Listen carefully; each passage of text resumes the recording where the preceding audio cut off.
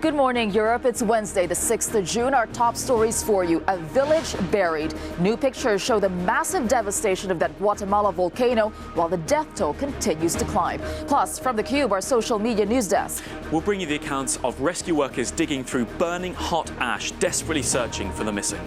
On a roll, one last vote before Italy's new populist government takes power. We're on the road in southern Italy talking to supporters of the Five-Star Movement.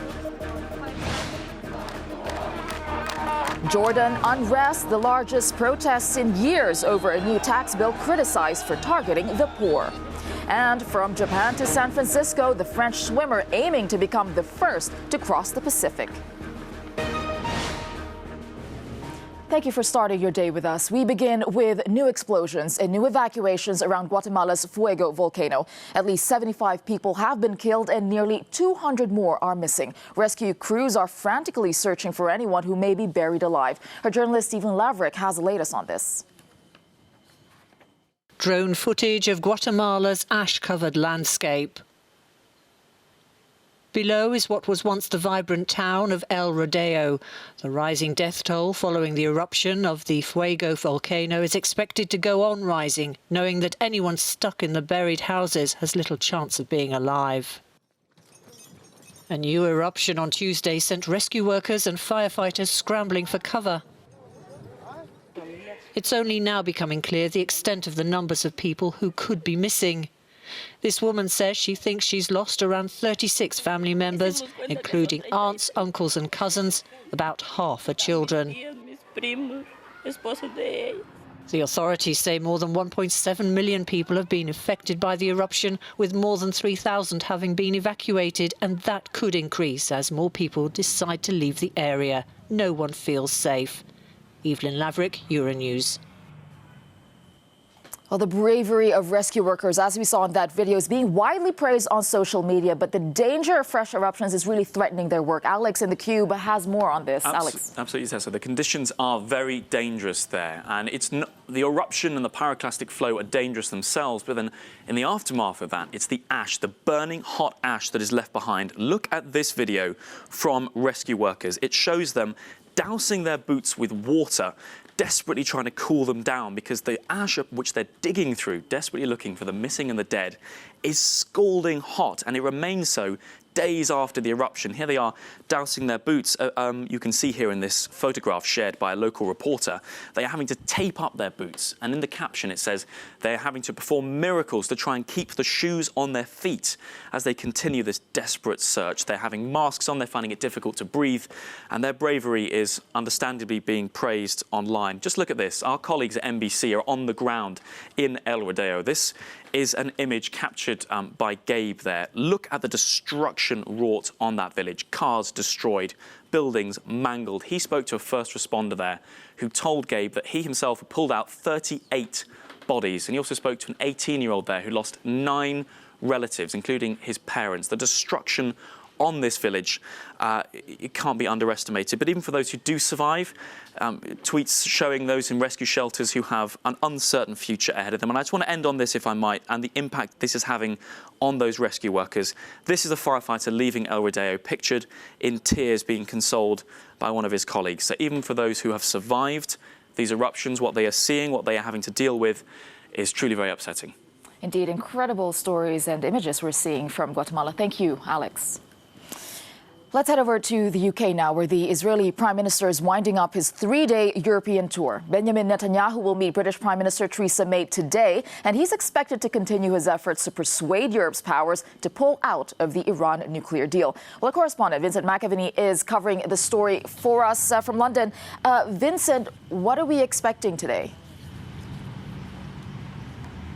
Good morning, Tessa. Well, as you say, Prime Minister Benjamin Netanyahu finishing that 3-day tour with a meeting with Prime Minister Theresa May in Downing Street. He'll also be meeting with Foreign Secretary Boris Johnson. And when he set off on this trip on Monday, he said he wanted to talk to European leaders about 2 things, Iran and Iran. Well, he's already done that in Berlin with Chancellor Angela Merkel, and yesterday in Paris with President Macron. All 3 of these European leaders were very strong in their their defense of the Iran deal. They made trips to Washington to try to lobby the president. And since its collapse, since the US has withdrawn, they have all issued joint statements condemning the US from withdrawing it. Now, President Netanyahu yesterday in France told leaders that they needed to accept the fact that this deal had failed. I didn't ask France to withdraw from the JCPOA because I think the JCPOA is basically going to be dissolved by the weight of economic forces. My interest is not this or that agreement. My interest is to make sure that Iran doesn't have nuclear weapons. This is going to be a very low-key visit. We're not expecting a joint press conference or any kind of event, just those meetings, which will be slightly trickier than those that have previously been held in this week, because the UK has called on the UN to investigate the use of live-fire rounds at protesters in Gaza. Last month, you may remember when the US opened its new embassy in Jerusalem, some 58 Palestinian protesters who were unarmed were killed. Thousands were also injured. There was also the shooting of a 21-year-old voluntary paramedic on Friday. So just before this meeting, the Prime Minister will have PMQs here at the House of Commons. Jeremy Corbyn, an arch critic of Israel, will be pressurising her to raise this with Prime Minister Netanyahu. So it's going to be a slightly tricky meeting for Theresa May. We're told they'll also be speaking about Syria. All right. Thank you for that, Vincent McAviney, live in London. Now, amid the biggest protests in years, Jordan's King Abdullah is moving to quell anger over a planned income tax law. He's appointed a former World Bank economist to form a new government. Well, this as thousands take to the streets to protest price increases. Tokumbo Salako has more. It's a sight rarely seen in Jordan. Thousands on the streets for nearly a week now, the largest protest the kingdom state has experienced in years. Since Saturday, anger has been growing over a controversial new tax law, which many say will worsen the plight of poorer Jordanians and squeeze the middle class. Protesters have also criticized politicians for squandering public funds and corruption. A better future, honestly. I want different decisions. I want a government that cares about people, not just money and businesses, you know. I want an environment that's inclusive for everyone. Harvard-educated Omar Al-Razaz, seen here on the left, has been tasked with forming a new government in a bid to appease the protesters. King Abdullah has called for the new government to conduct a full review of the country's tax system. He also wants a dialogue over the planned income tax bill, which has approval from Jordan's chief lender, the IMF. Western allies look on with concern, waiting to see if the changes will diffuse the anger. Jordan, which is a staunch US ally with a peace treaty with Israel, has remained the one stable country throughout years of regional turmoil. Tokumbo Salako, Euronews. In the Czech Republic, thousands of people are protesting the reappointment of the prime minister. Crowds assembled around the country after it emerged that the party led by Andrej Babiš is to form a government that would rely on support from the communists. There's also tension over Babiš's alleged collaboration with former communist-era secret police. Protesters are calling for his resignation. A new report from Amnesty International says U.S.-led coalition forces may have broken international law in the Syrian city of Raqqa. It claims that U.S., British and French forces caused unnecessary civilian harm while targeting ISIS. The coalition denies the claim. Argentina has called off a World Cup warm-up match against Israel amid rising political pressure. The match was supposed to take place this Saturday in Jerusalem, but the team and its star player Lionel Messi had faced calls to cancel the game over Israel's treatment of Palestinians in Gaza. Well, news of the cancellation celebrated in Gaza, where protesters had been burning Messi T-shirts ahead of the game. Now, he's been the American ambassador to Germany for just over a month, but Richard Grenell is already causing a stir over recent comments about conservatives in Europe. And now he has a meeting with Germany's foreign minister, where that will most certainly come up. Our correspondent Jessica Saltz is at the foreign ministry in Berlin. Jessica, tell us what the ambassador said and why the reaction. Yes, Tessa. Well, US Ambassador Richard Grenell will have a lot of explaining to do when he meets Andreas Michaelis from Germany's Foreign Office behind me later today. Richard Grenell has only been in the job for a few weeks, but he's already caused a lot of political outcry in Germany because he's been so publicly critical of German politics on Twitter and in articles. In an interview with right-wing website Breitbart, Grenell said that he wants to empower conservatives in Europe. This is seen as particularly incendiary. He also took aim at Angela Merkel's migration policy in an article on Breitbart, saying it was causing chain migration into Europe, and also hit out at what he thinks are Germany's poor state of military services here. This is causing outcry across the political spectrum in Germany.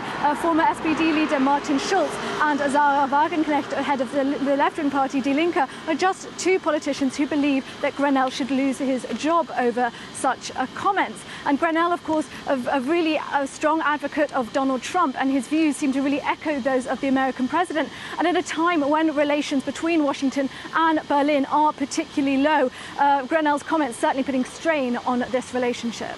Yeah, indeed, there's a lot of strong reaction, and people are genuinely concerned, aren't they? Yes, absolutely. Not only is Grenell criticising German politics on German soil, which goes against his role of an ambassador where he's supposed to remain diplomatically and politically impartial, but he's also pushing a particular type of conservative message. And I think that's the real worry here. We've also seen him make overtures to conservative state leaders, which Germany has quite difficult relations with. Grenell went to meet Netanyahu at the airport on Monday after Netanyahu met Merkel. He also has invited the conservative Austrian leader Sebastian Kurz to come and meet him in Berlin for dinner. Now, this is really wearing on the patience of the German government. But also there are concerns that Grenell's very particular type of conservative rhetoric could strengthen the populist movement in Europe, such as the Alternative for Germany here in Germany. Roderick Kiesewetter of the CDU party explained this to me. All right, thank you for that. It's very difficult and very dangerous because he could become a kind of advocate of right-wing and left-wing populist politicians who would like to destroy our free society. So is Richard Grenell just a provocateur, or is he does he have more political influence? I think that's really the question in Germany at the moment. All right, thank you for that, Jessica Saltz, live in Berlin there. And still to come for you on Good Morning Europe, as a Eurosceptic government takes shape in Rome, our Italian road trip continues. We'll talk to supporters of the populist five-star movement. And from theCUBE, our social media news desk. Why a man is swimming 9,000 kilometers through shark-infested waters. But first, let's look at your weather.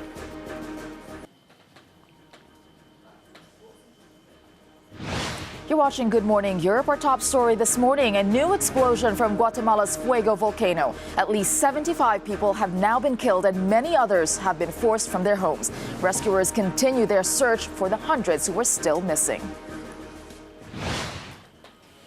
Now, a French swimmer is looking to become the first person to cross the Pacific Ocean. So he set off yesterday from Japan on his way to San Francisco. Alex from theCUBE has more on the story. Absolutely, Tessa. We love a social media story here in the social news desk of Euronews, theCUBE. Our team are tracking this swim, as you can, because Ben Lecomte, the swimmer, is posting every step of his journey on social media. I want to start with this, one of his latest posts, in which he says yesterday, on his very first day, he was checked out by two sharks, one of which swam underneath him, having a good look at him. Now, he is supposed to be wearing a shark repellent bracelet, so you could say maybe it seems to be working. Anyway, it's a long swim he's having to undertake. So why is he putting himself through this? This is the reason, the Great Pacific Garbage Patch. His swim will take him through this mass of floating rubbish in the Pacific Ocean. It's more than double the size of France, and a recent report suggests it is growing. Ben Lecomte is trying to highlight the effect of plastic pollution, and he's getting a lot of attention, even from Leonardo DiCaprio here, praising his swim, which is highlighting this plastic pollution in the ocean. And as we say, we'll be tracking his swim across the time it's going to take him. Let us know your thoughts on this and any story we're covering using #theCUBE. Interesting. Thank you for that, Alex. Now, Italy's new populist government is just one step away from being fully in power. Favorevoli 171. Between between the far-right League and the anti-establishment Five-Star Movement won its first confidence vote in the Senate on Tuesday. All it needs now is a green light from the lower house, where it holds a larger majority. The vote is scheduled for later today. And before the vote, Giuseppe Conte gave his first speech as Prime Minister. Our journalist Alistair Sanford joins me now to give us the highlights. Alistair, what did he have to say in this? Well, Tessa, to some extent, Giuseppe Conte ticked all the boxes for the supporters of the Five-Star and the League. He said that we're proud to be populist if that means listening to people's needs. There was an attack on the EU's immigration policy. He said they wanted to be softer on Russia.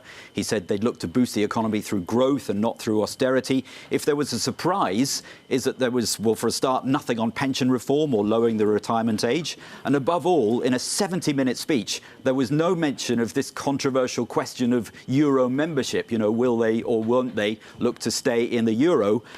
The only reference to that came at the end of the parliamentary debate, not the speech. And then Conte repeated the coalition's assurance over the last few days that there's no question of leaving the single currency. He said, we have to reiterate it, leaving the Euro has never been considered, and it's not being considered. Having said that, though, is he still on a collision course with the EU? I mean, that seems to be moving back a bit. We can certainly expect clashes, even if not a headlong collision, perhaps. There were some soothing noises about Europe being our home, talking about negotiations. Incidentally, Jean-Claude Juncker and the Eurogroup president got in a preemptive strike, saying stop treating the euro as an experiment. Yes, there are concerns over the coalition government's high spending plans. There are some signs they don't want to bring everything in at once, so that may reassure investors. There's an interesting question, though. It's not just a case of Italy against the EU, but how united will the coalition be within itself? Because some of their demands, frankly, contradict each other. Where will they be united on things like nationalism and certainly on challenging the EU's budget rules? To what extent remains to be seen. Again, something to watch. Thank you, Alistair Sanford, for that. This new populist alliance has put the spotlight on Italy's economic and social gripes. Well, this week, our correspondents Elena Cavallone and Brian Carter are driving across the country to hear people's expectations. Their latest stop is the town of Tito in the south. Here's their report.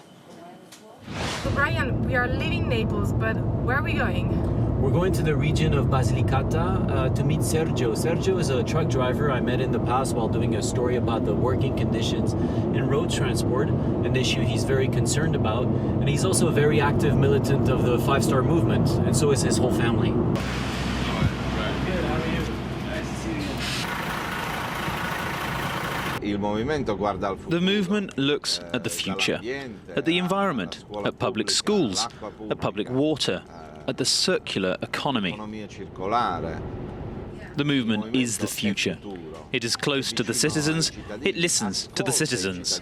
Sergio, what do you think about the alliance between the Five-Star Movement and the League? I see it as a mathematical agreement. I do not agree with all of the positions of the League, in particular with Salvini's method, the extreme right method. Extremism has never worked well.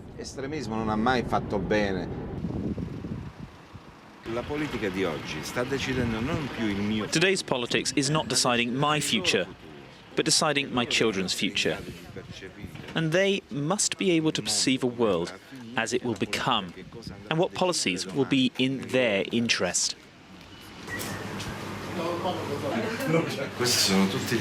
These are all the activists from the Five-Star Movement. We meet in this way. These meetings are the essence of the movement.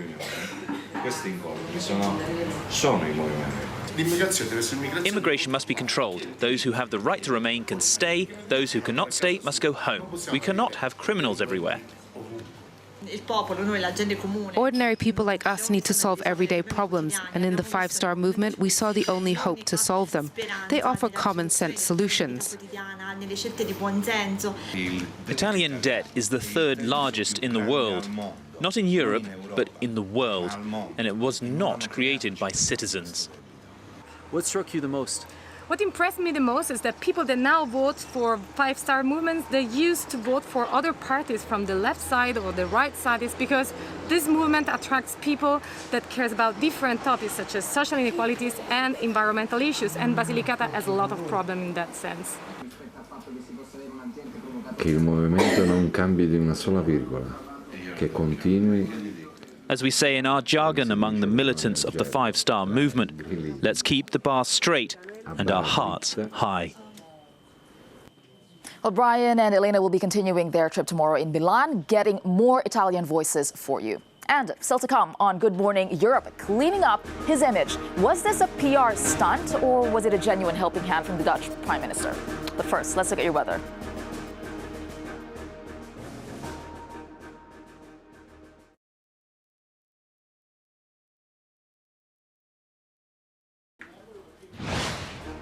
You're watching Good Morning Europe. Welcome back. Now, it's a video that has you talking this morning. Was it a helping hand or was it a PR stunt? Alex, what is it? Well, Tessa, let's have a look. You can judge for yourself. Here is the video on our Euro News Instagram. It's Mark Rutte, the Dutch PM, walking into Parliament here. In he goes, and, oh, as we all do, he occasionally spills his coffee. But rather than get someone else to clean it up for him, he's being praised for picking up the mop and doing it himself. There's even a section on this video where the cleaners rally around the Prime Minister, praising him. Here he is grabbing the mop. So some people seeing this as a wonderful example of true leadership.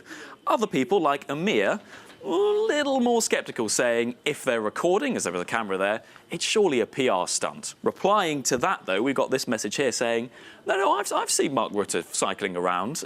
You know, he's a nice guy. What do you think? Helping hand, PR stunt? Let us know using #TheCube. Yeah, he seemed like a nice guy. Thank you for that, Alex.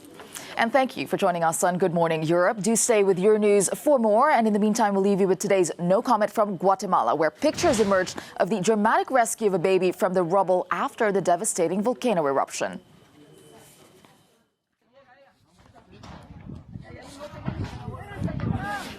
Ay, tan chula mi niña, por Dios.